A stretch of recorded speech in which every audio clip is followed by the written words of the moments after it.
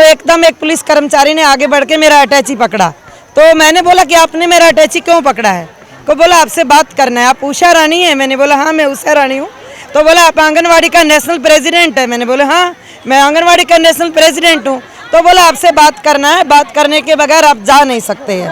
तो वो लोग मुझे साथ में लेके, उनका जो बाद में मैंने उसको पढ़ा कि वो इंटेलिजेंसी का रूम था, वहाँ पे जो एयरपोर्ट के अंदर में जो बना हुआ है कैबिन, उसके अंदर मुझे लेके गए और आईपीएस ने मुझे बोला कि ऐसा असम में तनाव है और असम में सीए को लेके प्रोटेस्ट है, तो हम चाहते हैं आप कोई भी सीए के ऊपर बात नहीं करेंगे, आप कोई ऐसा भड़काऊ भाषण नहीं देंगे जिससे लोग उकसावे में आ जाएं या लोग ज़्यादा उग्र हो जाएं। हमने बोला ऐसा तो हमारा ट्रेड यूनियन में कभी उग्र करने के लिए तो ट्रेड यूनियन की तरफ से तो कभी प्रयास नहीं होता है। उग्र भी करता है तो पुलिस करता है या पुलिस की ओर से ही होता है, आंगनवाड़ी या किसी भी ट्रेड यूनियन की ओर से ऐसा नहीं होता है। तो बोला नहीं आपको गारंटी देना होगा। मैंने बोला मैं गारंटी तो कोई नहीं दूंगी, आपको जाने देना है तो आप जाने दीजिए, नहीं जाने देना है तो मत जाने दीजिए। तो बोले नहीं तो हमको नोटिस देने के लिए बोला है, आपको एक नोटिस दिया जाएगा, आपको ये नोटिस रिसीव करने के बाद ही आप बाहर जा सकते हैं। और वो नोटिस का कॉपी मैंने आपको दिखाया है। तो उन्होंने जो बात किया है कॉमरेड तपन शर्मा से, मैंने उनसे बात करवाया कि 149 सीआरपीसी के तहत एक आपको नोटिस दिया जा रहा है, वो नोटिस लेने के बाद ही आप जा सकते हैं। तो ये सरेआम है जो बीजेपी की सरकार की ओर से लगातार एक डराने धमकाने का काम है कि जैसे ही मैं एंटर किया हूँ असम में और मुझे एक नोटिस धमा के डराने का कोशिश किया है। हम लोग अन्याय के खिलाफ लड़ते हैं, अन्याय के खिलाफ बोलते हैं और अन्याय के खिलाफ बोलते रहेंगे। हम यहाँ पे कोई भीख मांगने के लिए नहीं आए हैं, हमारा अधिकार है। 1975 से लेके हमारा आंगनवाड़ी वर्कर हेल्पर काम कर रहा है और आप सबने देखा है 7 तारीख को जो उनके ऊपर हमला हुआ है और उनका जो वो बाजू को लहू लुहान हुआ है, वो भी आप सबने देखा है कि इतना जोर से पुलिस ने पकड़ा है कि हमारा यहाँ का असम का जो नेत्री है इंदिरा नेवार, उसका हाथ का चमड़ी तक उतर गया है।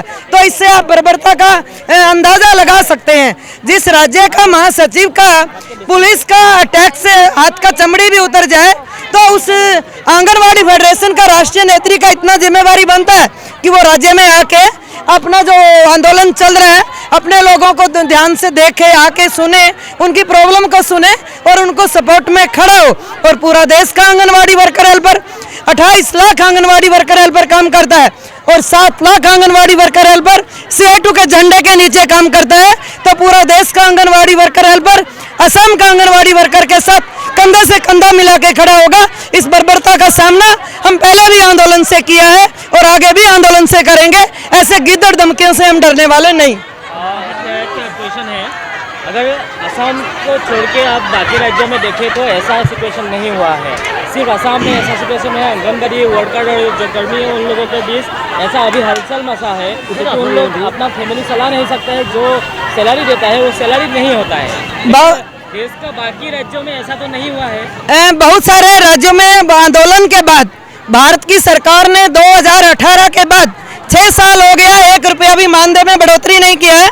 ICDS स्कीम है जो भारत सरकार की स्कीम है जो 60-40 पे चलती है, 60% भारत सरकार को देना होता है। बड़े दुख की बात है, हरियाणा में 14,000 आंगनवाड़ी वर्कर हेल्पर को मानदेय मिलता है और असम में 6,500। हरियाणा का आंगनवाड़ी वर्कर को 14,000 और उसका आधा भी नहीं, क्या उसका पेट इतना भूख नहीं मांगता है? केरला का आंगनवाड़ी वर्कर हेल्पर को 14,000 मिलता है, तमिलनाडु का आंगनवाड़ी वर्कर को 18,000 मिलता है, पांडिचेरी का आंगनवाड़ी वर्कर को 22,000 मिलता है, अंडमान का आंगनवाड़ी को भी 12,000 मिलता है। तो असम का गवर्नमेंट को शर्म आना चाहिए। एक तो हमारा भौगोलिक परिस्थिति इतना खराब है कि जंगलों में, ट्राइबल एरिया में, पहाड़ों में, ऊंची नीची जगहों में हमारा आंगनवाड़ी वर्कर हेल्पर इतना मुश्किल से कोरोना में भी अपना जान हथेली पे रख करके लोगों का जान बचाने का कार्य किया। और सरकार ने बोला थाली बजाने को, फूल बरसाने को और बत्ती बुझाने को, और कोरोना वॉरियर का काम हमारा WHO ने भी ग्लोबल अवार्ड हमारा देश का आंगनवाड़ी वर्कर, आशा वर्कर को दिया है। पर बड़ा दुख की बात है कि असम का गवर्नमेंट बात भी करने को तैयार नहीं है। जो डिपार्टमेंट ने एग्रीमेंट किया, डिपार्टमेंट ने रिटर्न में सरकार को सिफारिश भेजा, वो सिफारिश भी सरकार बात करने को तैयार नहीं है। इतना घमंडी सरकार अच्छा नहीं होता। घमंडी राजा का हमेशा पतन हुआ है। इतना घमंडी यहाँ का राजा को नहीं होना चाहिए जिसका पर्चा दिन रात सिर पे कफन बांध के जनता की सेवा के लिए खड़ी है। और हमारा मुख्यमंत्री हमारा वर्कर हेल्पर से बात करने को भी तैयार नहीं है। पूरा देश में मिनी आंगनवाड़ी वर्कर बड़ा हो चुका है, भारत सरकार का ऑर्डर हो चुका है मिनी आंगनवाड़ी को बड़ा करने का, पर एक आसाम राज्य ऐसा बचा है जिसका मिनी आंगनवाड़ी वर्कर को बड़ा नहीं किया। सुपरवाइजर का प्रमोशन चालू नहीं है, आंगनवाड़ी हेल्पर से वर्कर के लिए उम्र का कंडीशन लगा रहा है। प्रमोशन में कभी उम्र का कंडीशन होता है क्या? हमें समझ में नहीं आता कि ये लोग ऐसा ला कहां से ढूंढ के लाते हैं। आंगनवाड़ी वर्कर हेल्पर को सुप्रीम कोर्ट का ऑर्डर अप्रैल 2022 का है कि वो एक्ट 1972 के तहत ग्रेच्युटी का हकदार है, उस ग्रेच्युटी को भी इम्प्लीमेंट नहीं किया जा रहा।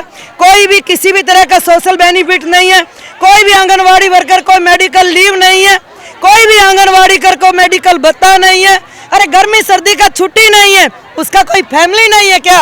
वो अपना किसी फैमिली ओकेजन में जा नहीं सकती है? पंजाब में आंगनवाड़ी वर्कर हेल्पर को 1 महीने का मेडिकल लीव विद पे है। पंजाब में आंगनवाड़ी वर्कर हेल्पर को गर्मी का छुट्टी 16 दिन का है, 8 दिन का सर्दी का है। कर्नाटक में 15 दिन का गर्मी का छुट्टी है, आंध्र प्रदेश में 15 दिन का गर्मी का छुट्टी है, हरियाणा में 15 दिन का छुट्टी है, उत्तरांचल में सर्दी का छुट्टी है।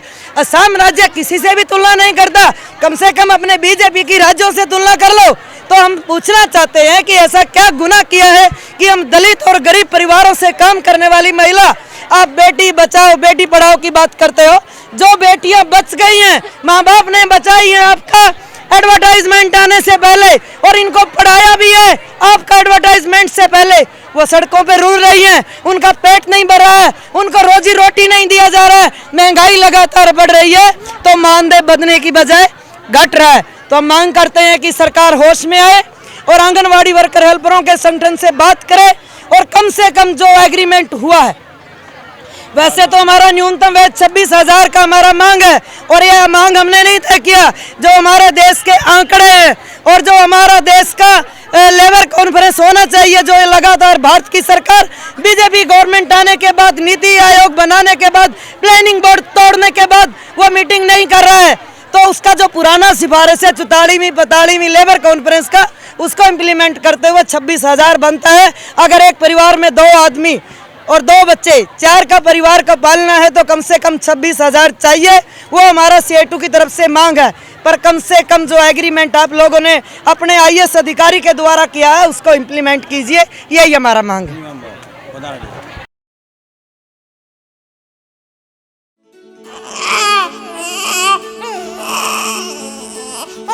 অভিনন্দন, আপোনাৰ এজনী ছোৱালী জন্ম হৈছে।